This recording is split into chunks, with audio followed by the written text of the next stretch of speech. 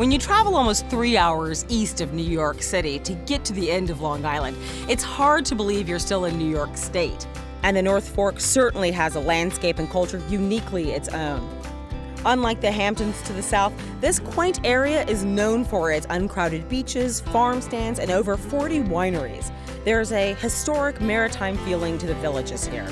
The town of Greenport was once a major whaling hub and the oyster harvesting capital of New York State. So when two lifelong friends decided to open their brewery here, naturally they made it a point to celebrate the town's harbor heritage. Back when Greenport Harbor co-founders John Leahy and Rich Vandenberg were in college, they used to talk about opening a brewery one day. But it was only a dream for nearly 25 years until an old firehouse in Greenport went up for sale in 2008. The opportunity proved irresistible. In 2012, they expanded to a second location 7 miles away in the town of Peconic that dwarfs the original brewery. I wanted to know about their formula for success in a region known more for wine than beer. Tell me, how did you pick this specific location? We kind of call it an oasis amongst all the vineyards for good beer. I think the work ethic out here is really strong. I mean, they're farm people and they're sea people, fishermen, long-line fishermen still leave Greenport. And I think them seeing us and how focused we were on what we wanted to do, we did 95% of the work on original brewery ourselves. You know, they share that same kind of ethic. You have two different locations. Is there a difference between the two locations? The original brewery is right in downtown Greenport. It was an old firehouse that we renovated. So you get a lot more walk-up traffic. This was an old car dealership that we renovated. Love repurposing an old space like that. Out here, we're more surrounded by the vineyards. So it is almost two different type of demographics of people that come to visit us. Yeah. The original location is kind of the heart of the brewery. It's very small.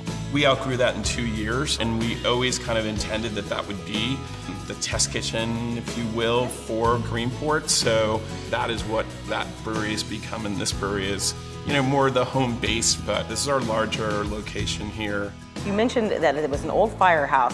I saw a gorgeous fire truck. It looked like there was tap handles in it. We retrofitted it where we 6 tap handles on the side. You know, you have the 8-year-old kids that are, Dad, that's a cool fire truck. But then you have the 40-year-old firemen like, oh my gosh, that's the coolest fire truck I've ever seen.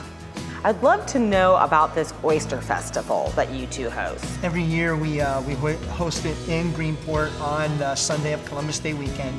And it's at the original brewery. It is our one festival there that we really focus on, and it's home, and it just feels great being there because, you know, most of our time now is spent at the second location. It is just really getting back to the heart of that original brewery and working with people that are super connected to, you know, the oyster farms on the east end of Long Island. We'll bring in 8 or 10 growers that are all regional to the area. We had like this great 2 local musicians that play these sea shanties. We brought the fire truck down and served beer off the fire truck.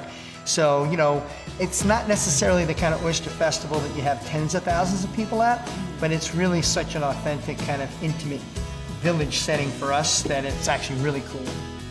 In fact, John and Rich love the oyster harvesting legacy of Greenport so much that they even found a way to celebrate it that might surprise you.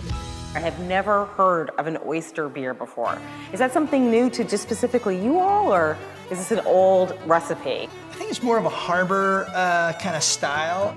There were over 24 oyster factories back in the early 1800s. It was at one point the capital oyster industry out here in Greenport.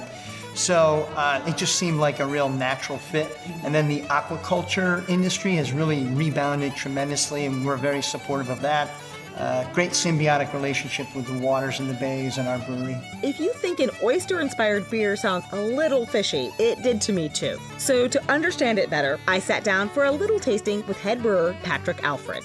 Now tell me about this oyster beer. I've never heard of this in my life before. Hidden Pearl is our oyster stout. Basically, we take our traditional dry Irish stout, slightly roasty, a little bit of chocolate malt, keep the gravity low, so it's like a 5.8% alcohol, and then we shucked about 3 dozen oyster shells into the boil, where it sat for about 60 minutes of the duration, as well as some of the oyster liquid from the shell, but no actual oyster meat. And what that does is kind of lends like a nice briny minerality and not fishy at all. Where do you harvest these oysters? Little Creek Oysters in Greenport. So really super local backyard oysters. And he said he picked them because of their brininess and what they can contribute to the beer overall. Now, we are in wine country, so what is the advantage to being a brewer here? Do you get to use some of the ingredients? Absolutely. Harvest started about, I think, 2 weeks ago, and it's still going for grapes. We do a beer every year with in collaboration with a different winery called Cuvée. And we use either grapes or the juice or both. We interchange with a white or red each year, and I believe this year we're using a red grape. So definitely just tying into like locally produced, any kind of ingredient that we can get our hands on. So it's not just oysters that make it into the beer, but all kinds of local products and flavors. And their commitment to local agriculture extends to the restaurant side of the business as well. We definitely utilize local, as far as all of our produce is actually grown right across the street. And the seafood's pulled right from Greenport Harbor and local fish purveyors. What's it like being owners of a brewery? I think what's amazing about it is to be able to kind of interact with people that come in that are exploring beer, kind of learning about beer, not certain about whether or not they really like beer, and then being able to kind of watch their eyes open wide when they taste something that they really love and have that experience. And it's a great place. I have one other question for you. What do you see next? Are you guys going to try to open another location? No.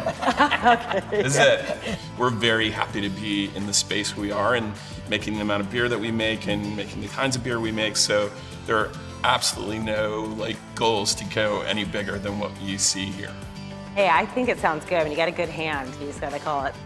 John and Rich definitely drew a straight flush when they went all in at Greenport Harbor.